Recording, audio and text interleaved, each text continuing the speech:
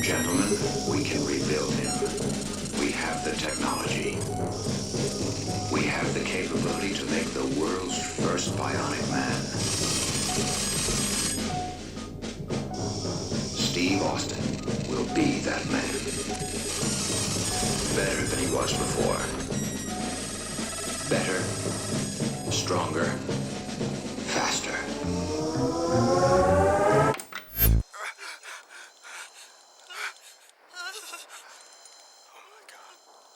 Listen to me very carefully.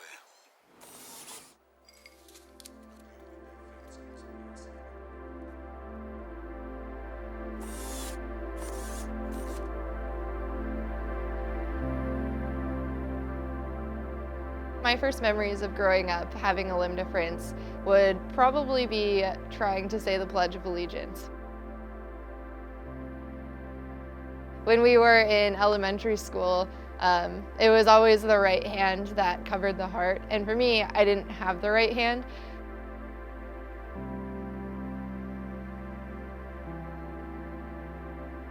It was always kids who didn't want to play with me because they were scared to be around me because I was different, or they would go on the playground and when I would go up there with them, they would always leave the playground.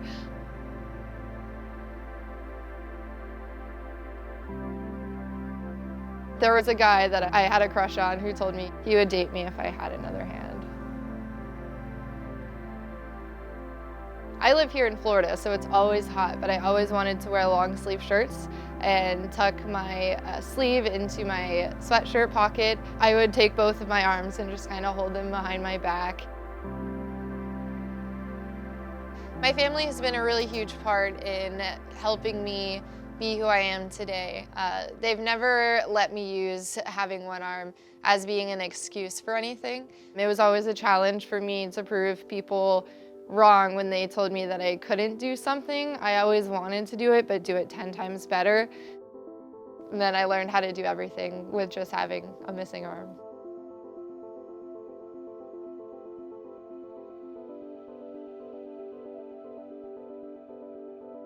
Horses are my passion as well, but so is scuba diving. To scuba dive, it's really the most freeing thing. You're underwater and you're weightless and you're able to just forget about everything else happening in the world, what happened that day. It's a sport where you're almost always using your legs for everything. And it's something where I can just kind of forget about my arms. I just kind of hold myself here and just kick around with my legs. I tried very hard to be more confident. And I love telling people, hey, like I was just born this way. People are born with a lucky fin. They're born with a limb difference.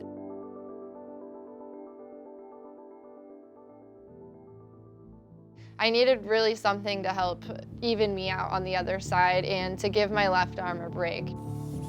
The model arm that I have is the iLimb Quantum by Touched Bionics by Oser.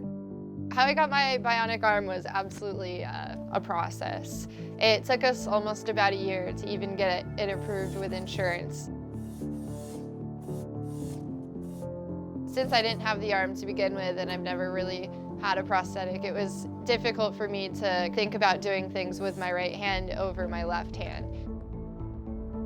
They are strategically placed electrodes inside the socket of the arm. They will be on one muscle that I can flex to tell the arm to close, and then they'll be on the outside muscle that I can flex to tell the arm to open. So that's just one of the few ways that I can actually tell the arm to move around.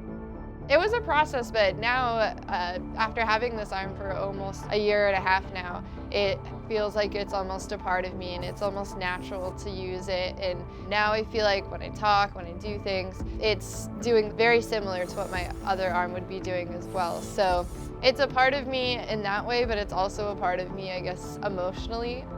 The absolute coolest thing about having this arm especially is walking around, and instead of people coming up and asking me, what happened to your arm, or why are you missing an arm? They're like, whoa, that's a cool robot arm. What is that? Can you tell me how it works? It's really cool to connect with people on that sort of level and make them aware that these prosthetics are here and they're available to people. I do like to change the color of the frame, but it always has to be sparkly. I would not want to have a regular skin cover on the arm because that's just not who I am, and it's fun. I wear it everywhere I go just because I want to, and I want people to see it and I want them to see me. It's an art piece. It's like expressing yourself with fashion. It's just expressing myself with my arm.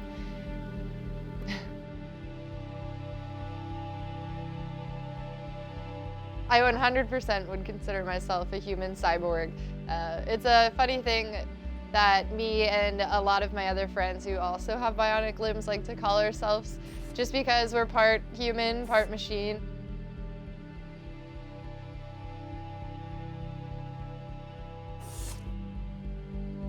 Well, the technology that we have now for bionic limbs are not quite superhero yet. I love being a bionic woman, but I can't punch through a wall quite yet, but we're working on that.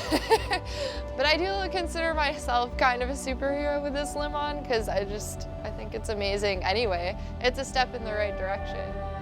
I'm hoping one day we can have different attachments for the hand, you know, like maybe a sword hand would be cool. Maybe even one day mind control. The things that I'm most passionate about are being a role model for the next generation of limb-different kids. Growing up, I never actually had a role model. It just seemed very much like me versus everyone else. I don't want any other kid to feel that way. So if one limb-different kid could come through and see me working at a theme park in entertainment, or see me scuba diving, or see me horseback riding, or just being out in public and being as confident as I am, then that means the world to me. Lucky Finn Project is really important to me. I am an ambassador for the nonprofit organization. It helps bring awareness to limb differences. I wouldn't want to be born any other way, honestly. Having a limb difference has really helped out my life for the greater good. Personality-wise, confidence, everything. I wouldn't change it for the world.